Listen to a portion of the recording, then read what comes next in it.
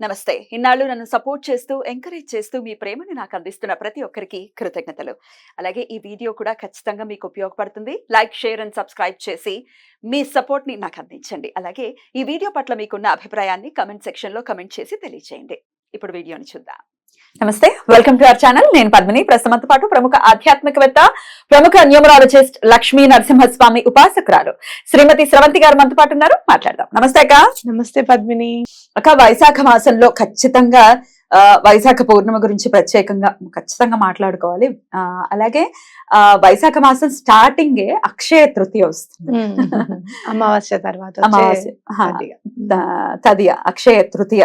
అసలు అక్షయ తృతీయని ఎంత బ్యూటిఫుల్ గా మార్కెటింగ్ చేసుకోవచ్చు, అంత బ్యూటిఫుల్ గా మార్కెటింగ్ చేసేసుకుని సరే, సంతోషం కోసం బంగారం కొనుక్కోవడం ఇస్ అ డిఫరెంట్ స్టోరీ. కానీ ఆ బంగారం కొనేసుకుంటే ఏదో అది అక్షయం అయిపోతుంది అంటే అది ఎంతవరకు అనేది ఆలోచించుకోవాల్సి ఉంటుంది.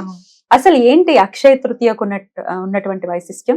అసలు అక్షయ తృతీయాని మనం మాట్లాడుకుంటే గనక ఖచ్చితంగా మనం మాట్లాడుకోవాల్సింది అక్కడ సింహాచలంలో స్వామికి చందనోత్సవం చాలా వైభవోపేతంగా జరుగుతుంది. సో ఆ ఘట్టం గురించే వెళ్ళలేని వాళ్ళు అట్లీస్ట్ తలుచుకున్న పుణ్యమే కదా. లక్ష్మీ నరసింహస్వామి ఉపాసనలోనే ఉన్నారు మీరు. చెప్పండి అక్క ఆ రోజు వైశిష్ట్యాన్ని. ఆ రోజు నిజంగా చెప్పాలి అని అంటే ప్రహ్లాదుడు అడిగాట స్వామిని, నేను వరాహ రూపం చూడలేదు స్వామినిది, ఒకసారి చూడాలని ఉంది అని అంటే స్వామి వరాహ రూపము అలాగే లక్ష్మీ నారసింహ రూపం ఉంది కదా, రెండు కలిపి చూయించారట ప్రహ్లాదుడికి. అయితే ఆ ఒక్క రోజే మనకి నిజ రూప దర్శనం ఎందుకు ఉంటుంది చెప్పు, అక్షయ తృతీయ నాడు. అంటే ఆ రోజు స్వామిని చూస్తే ఇంకా అక్షయం అనమాట, సంవత్సరం అంతా చూసినంత ఫలితం ఆ ఒక్క రోజు చూస్తే. స్వామికి చల్లదనం కావాలి కాబట్టి నిజంగా శివకేశవులకి ఎటువంటి భేదము లేదు అనడానికి ఇది స్వామి తనంతట తాను చేయించుకునేదిగా మనం చూడొచ్చు. ఆ లింగాకారంలోనే స్వామిని మళ్ళీ చందనమంతా పూస్తారు. మామూలుగా పూయాలంటే ఇట్లా రౌండ్ గానే ఎట్లనో పూయచ్చు, కానీ లింగాకారంలోనే పూస్తారు చూడు. అంటే శివకేశవులకి అభేదం అని చెప్పి ఖచ్చితంగా మనం చెప్పుకోవచ్చు. అక్షయ తృతీయ ఇంపార్టెన్స్ చూసుకోవాలి అనుకుంటే కనుక స్వామిని ఆ ఒక్కరోజు చూస్తే చాలు అక్షయం అవుతుంది, ఇంకా సంవత్సరం అంతా చూసినట్టే అని కూడా మనం అనుకోవచ్చు. కాబట్టి ఈ తిథికి ఉన్న ఇది ఏంటి అంటే ఆ రోజు మనం ఏమన్నా చేసుకుంటే గనక అక్షయం అవుతుంది, వేస్ట్ అవ్వదు అనేది అనమాట. అంటే ఎప్పటికప్పుడు మనం బంగారం కొనుక్కోవాలా కొనుక్కోకూడదా అనే దాని మీద చాలా ఉంటే గనక, మన దగ్గర డబ్బులు ఉన్నాయి, దాచుకునేంత డబ్బు ఉంది అన్నప్పుడు 1 గ్రామ్ బంగారం కొనుక్కొని అది పూజ రూమ్ లో పెట్టుకొని పూజ చేసుకోవడంలో తప్పేమీ లేదు. అయితే అది కొనడానికి మనం అప్పు చేస్తున్నామా, క్రెడిట్ కార్డ్ వాడుతున్నామా, ఎవరి దగ్గరన్నా చేబదులు తీసుకొస్తున్నామా, లేకపోతే ఇంట్లో మగవారిని ఇబ్బంది పెట్టి ఏమన్నా చేస్తున్నామా అనేది కూడా మనం ఒక్కసారి అనలైజ్ చేసుకోవాలి. ఎందుకు ఏది చేసినా అక్షయమే కదా. ఆ రోజు నువ్వు క్రెడిట్ కార్డ్ మీద అప్పు చేస్తే అది అక్షయం అవుతుంది, చేబదులు అక్షయం అవుతుంది, ఇంట్లో బాధ పెట్టి తీసుకొని వస్తే అక్షయం అవుతుంది. దీని బదులు నేనేం చేస్తాను అని అంటే ప్రతి నెల ఒక 1000 రూపాయలు 2000 పక్కకు పెట్టుకుంటాను. పక్కకు పెట్టేసుకొని దాంతో నేను ఏమైనా కొనుక్కోవాలి అనుకుంటే గనక చిన్న లక్ష్మీ రూపాయినా కానీ తెచ్చుకుంటాను. సర్వసాధారణంగా అయితే మాత్రం ఏమన్నా కొనుక్కుందామా అని గనక ఒకసారి నేను అడిగితే నెక్స్ట్ ఇయర్ చూద్దాం లేదా అన్న ఇప్పుడు ఉండని, ఎందుకంటే ఒక్కొక్కసారి ఫీజులు కట్టాల్సి వస్తుంది పద్మిని, దానికోసం ఆపుకోవాలి. మన దగ్గర ఉన్నాయి అని చెప్తాం ఆశగా, సంవత్సరం నుంచి దాచుకుంటాం, ఉండని ఫీజు కట్టాల్సింది కదా ఆలోచించి అలాంటిది ఏమన్నా ఉంటే కూడా అక్కడ కూడా ఆగిపోతాను నేను. అంటే వద్దు అన్న పని చేయకూడదు. ఒకసారి చేసాము అంటే అది కూడా అక్షయం అవుతుంది, అది వద్దన్న పని చేస్తూనే ఉంటాం. అది ఆలోచించుకోవాలన్నమాట. చేసే పని జాగ్రత్త వహించాలి. అయితే నేనేం చేస్తాను ఇది తెలిసిన తర్వాత నేనేం చేశాను అంటే బంగారం కొనుక్కోవాలి అనుకున్నప్పుడు మాత్రం కొన్ని సమస్యలుండి కొన్నాళ్ళు కొన్నే లేదనుకో, తర్వాత నాకు ఒక్కొక్కటి అర్థం చేసుకుంటున్నప్పుడు నాకు అర్థమైంది ఏంటంటే ఎప్పుడూ లేదు అప్పు చేసి కొనాలని, అది అసలు ఎప్పుడు కూడా చేయలేదు నేను, లేదు. అయితే నేనేం చేశాను అని అంటే గుళ్ళో అన్నదానానికి కట్టడం, బాబా గారి గుళ్ళో అన్నదానానికి కట్టడం నాకు తెలియకుండానే చేశాను. కానీ ఈ రోజు నా అక్షయ తృతీయ గురించి చదువుతూ ఉంటే నాకు ఆశ్చర్యం అనిపించింది. ఏంటి అని అంటే ఆ రోజు అన్నదానం చేస్తే చాలా మంచిది. ఎందుకు అనంటే ఒకనొక దాంట్లో ఏం రాశారు అనంటే, ఈ రోజే అన్నపూర్ణాదేవి దగ్గరికి శివుడు కూడా వచ్చి అన్నం అన్నం పెట్టమని అడిగారట ఆయన. కాబట్టి అన్నపూర్ణాదేవి ఆయనకి వడ్డించారట అక్షయ తృతీయ నాడు. అంటే అలా మనం అన్నం దానం చేస్తే, అన్నదానానికి ఎక్కడైనా కట్టండి, లేకపోతే గనక మీకు ఓపిక ఉంది అంటే చక్కగా ఒక పులిహారో లేకపోతే దద్దోజనమో తీసుకొని వెళ్ళిపోయి చక్కగా గుడ్ల దగ్గర మీరు చక్కగా పంచి పెట్టచ్చు, వడ్డించచ్చు హాయిగా. ఎంతో ప్రశాంతంగా ఉంటుంది మనం ఆ పని చేస్తే. మరి నలుగురు చక్కగా ఆనందంగా తిన్నారు కదా అని అనిపిస్తుంది అనమాట మనకి. కాబట్టి అలా చేయండి అక్షయ తృతీయ రోజు. మీకు అట్లా చాలా ఇబ్బందిగా ఉంది, అసలు ఇప్పుడు ఉన్న సమస్యల్లో ఇంత పులిహార వండుకొని వెళ్ళి అక్కడ పెట్టేంత మనసు కూడా లేదు, నిలకడగా లేదు. బాధలు ఉన్నప్పుడు ఏం చెయ్యాలి అని అనిపించదు మీకు. కనీసం ఒక వాటర్ బాటిల్ అన్నా కొనివ్వండి, లేదు అంటే ఒక బ్రెడ్ ప్యాకెట్ ఎవరికన్నా కొనివ్వండి. అట్లాంటివి చెయ్యండి. ఈ ఆర్థిక ఇబ్బందులన్నీ తొలగించమ్మా అని చెప్పి దండం పెట్టుకోండి. అయితే లక్ష్మీదేవిని ఎలా పూజించాలి అనే దాని మీద కూడా ఒకసారి దృష్టి సారిద్దాం. అలాగే లక్ష్మీ నరసింహస్వామికి కూడా ప్రత్యేకించి అక్కడ సింహాచలంలో జరుగుతుంది కాబట్టి మన ఇంట్లో కూడా మనం ఏమైనా చేసుకునే పద్ధతి ఉందా? తప్పకుండా. మీరు ఏం చేస్తారంటే లక్ష్మీ నరసింహస్వామిది కరావలంబ స్తోత్రం చదువుకుంటే చాలా మంచిది.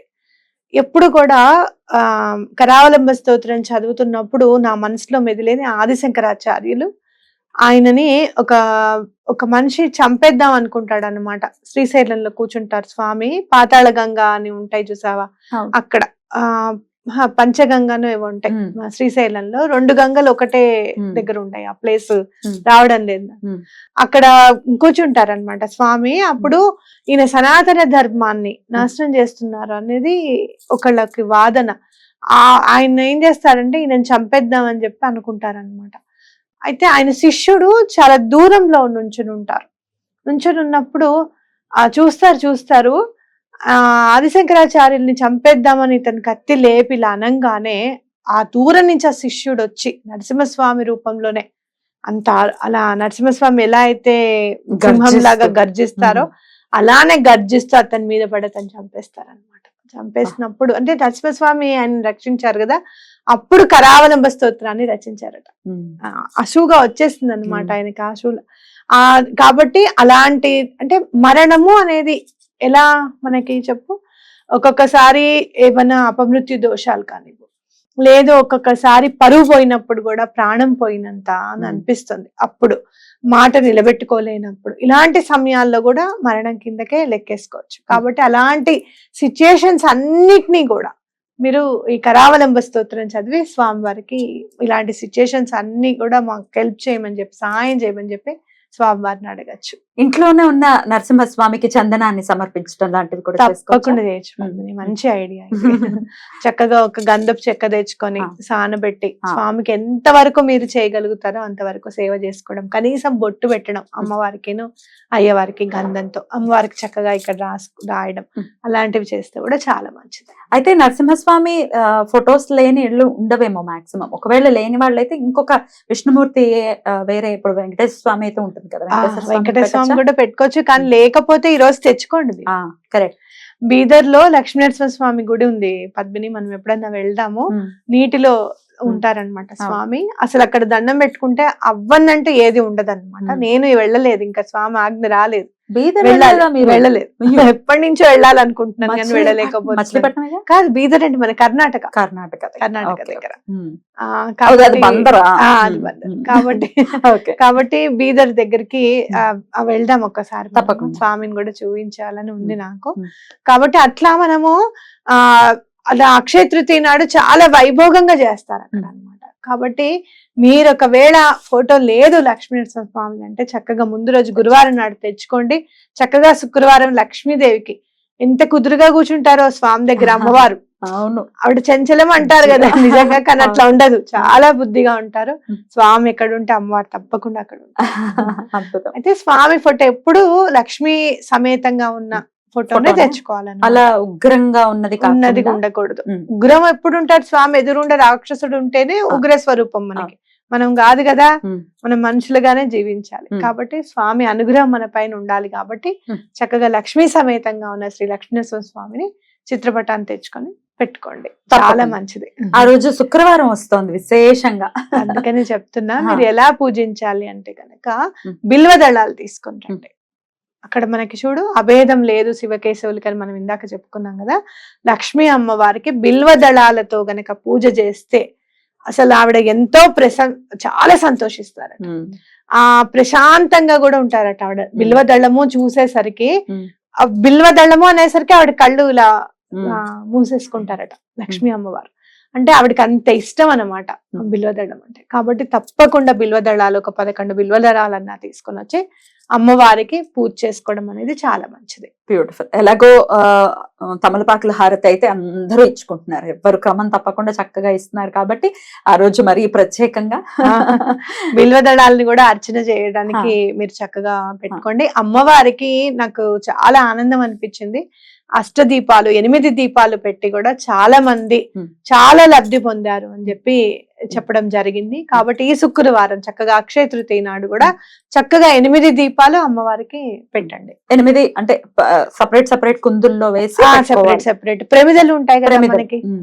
ప్రమిదల్లో పెడితే కూడా అమ్మవారికి చాలా ఇష్టం. అవునా?